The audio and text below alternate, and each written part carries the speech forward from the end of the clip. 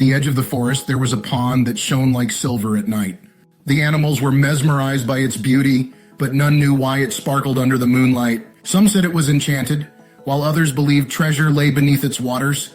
A wise turtle named Tilly decided to solve the mystery. She swam to the center of the pond during a full moon and discovered the truth. Tiny silver fish, almost invisible during the day, came out at night and swam near the surface.